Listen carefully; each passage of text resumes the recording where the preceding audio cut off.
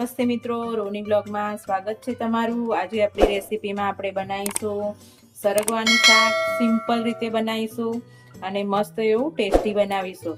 તો મેં અહીંયા 250 ગ્રામ જેટલો સરગવો લઈ લીધો છે। હવે સરગવાને હું આ રીતે આટલા ટુકડા પીસમાં સમારી લઈશ આ જ રીતે, અને પાણીમાં નાખતા જઈશું સાઈડમાં આ રીતે કરીને। અને સરગવો શરીર માટે બહુ જ સારો, સાંધાના દુખાવા થતા હોય એના માટે આમાંથી સરગવાનો સૂપ પણ બનાવી શકાય છે। અલગ અલગ રીતે શાક પણ બનાવી શકાય છે, અને શરીર માટે સરગવાના પરોઠા પણ બનાવી શકાય છે। તો અલગ અલગ રીતે શરીર માટે બહુ જ સારો છે। જે પણ રીતે ભાવે સરગવો બહુ જ સારો શરીર માટે, અને ખાવો જ જોઈએ। તો આને આ રીતે આપણે સમારી લેશું બધાને। તો આપણે બધો સરગવો કટ કરી લીધો છે, અને મેં આ મીડિયમ સાઈઝનું એક બટાકું લઈ લીધું છે। તો આ રીતે કટ કરી લઈશું અંદર જ। અને આપણે સરગવાને બાફીને નથી કરવાનો, એના ગુણ હોય બાફીએ એટલે જતા રહે, એટલે બાફીને નહીં, બેઠો જ કરવાનો છે। તમે વિડીયોમાં જુઓ મસ્ત રીતે, અને એકદમ ટેસ્ટી શાક બનશે। આ રીતે કરી લેવાનું છે। હવે આપણે એમાં નાખવા માટે લસણ અને મરચાંની પેસ્ટ બનાવી દઈશું। મેં 10 થી 12 કળી જેટલા લસણની લીધી છે, અને આ લીલા મરચાંને આપણે ટીચી લેશું। તો આપણે તેલ ગરમ કરવા લઈ લઈશું શાકને વઘારવા માટે। તો 4 થી 5 ચમચી જેટલું તેલ લઈ લઈશું આપણે, અને ગરમ થવા દઈશું। તો આપણું તેલ આવી ગયું છે, તો રાઈ નાખીશું પહેલા, થોડુંક જીરું અને થોડીક હિંગ, અને આપણે લસણ અને મરચાંની જે પેસ્ટ બનાવી એ નાખી દઈશું।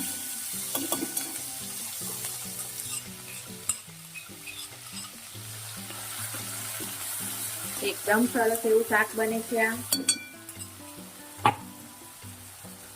એમાં આપણે હવે મસાલો, થોડી હળદર,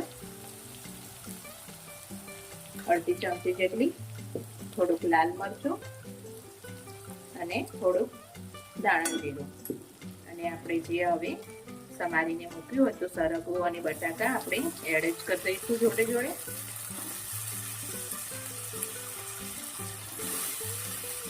અને મિક્સ કરી લઈએ હવે।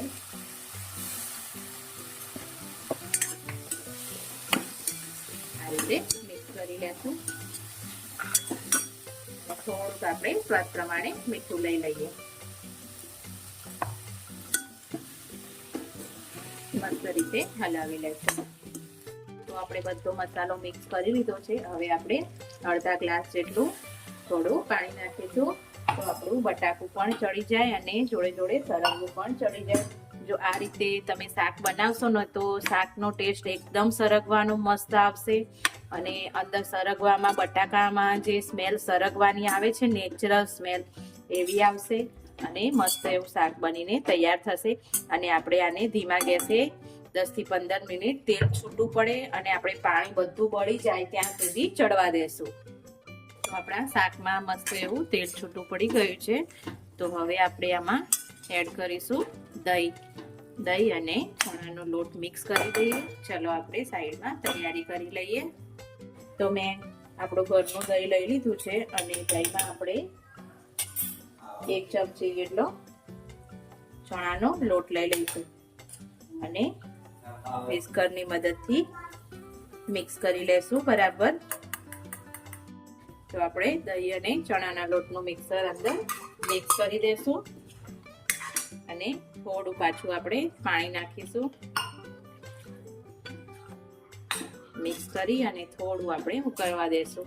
નહીં આપણે ગરમ મસાલો કંઈ નહીં, આપણા બેઝિક મસાલાથી આપણે સરગવાનું શાક બનાવવાનું છે, અને એકદમ સરસ પણ લાગે છે, ને એટલું ટેસ્ટી પણ લાગે છે મિત્રો। મીઠાની જરૂર પડે તો તમે આ જગ્યાએ એડ કરી શકો છો। તો આપણું શાક તૈયાર છે। 5 મિનિટ જેટલું થઈ ગયું છે, મસ્ત એવું ઉકળી ગયું છે, અને આપણે ગેસ બંધ કરી લઈશું, ને હવે સર્વ કરી લઈશું શાકને।